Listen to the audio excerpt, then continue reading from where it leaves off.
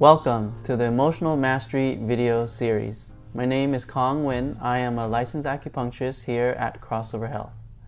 Thank you for making this commitment to bettering yourself, as your time and energy is precious. And it is my intention to honor this commitment by sharing some knowledge and wisdom I feel has great value. So if you're ready, let's get started. In this video of the Emotional Mastery series, we will be discussing worry, which is associated with the earth element. The energy of the earth element flows inward and is all about holding. So it makes sense that worry falls under the earth element, as worry, when it is expressed, also flows inward. That also explains why when we worry, we tend to hold on to things.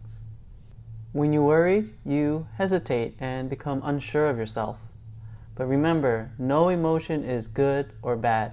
It's only if it is excessive or deficient, and how it is used. So what is the function of worry? Basically, worry is an energy to consider and care for. Words like concern, flustered, and nervous all fall under the category of worry. These are just different stages or degrees of that same emotion. The more worry we have, the more we want to get back to a state of balance and harmony, which is how the emotion resolves. We consider and care for because we want to feel secure and at peace. When we can't consider or care for, then we feel unprepared. So what does the earth emotion of worry need in order to start the process of resolution? What it needs is stability. When we worry, we tend to fixate and get stuck in uncertainty by asking what-if questions without answering any of them, or thinking about worst-case scenarios. So what we need to do in that situation is to start from a position of certainty. What are the things that are going right? What can you depend and rely on? What kind of support do you have?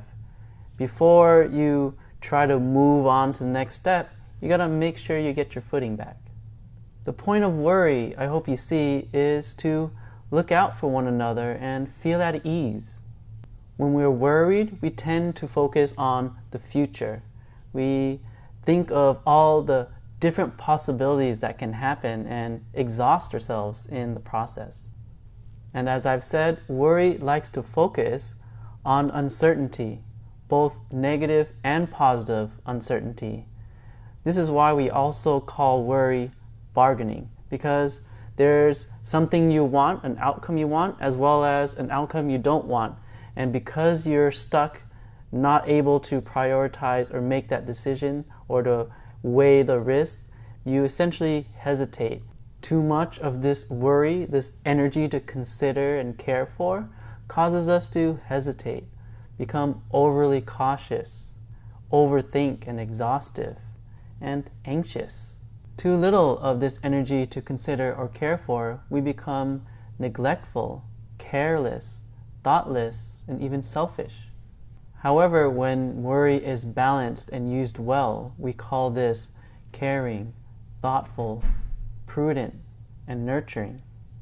The earth energy of worry wants to feel grounded, so any activities such as self-care or other things that give you that sense of positive certainty are great. Things like a gratitude journal, because what does that do? That allows you to remind yourself what is going right. Ever wonder how an emotional support animal works? Basically, you care and love for that animal, and that animal cares and loves you back. You get that certainty. You get to express that need to care. Basically, you use the energy or give it somewhere to go, and it helps you feel so much better. Either we use our emotions in a healthy and conscious way, or we end up getting used and stuck unconsciously. So pay attention to the functions of the emotional energy you have here. This is your path to mastery.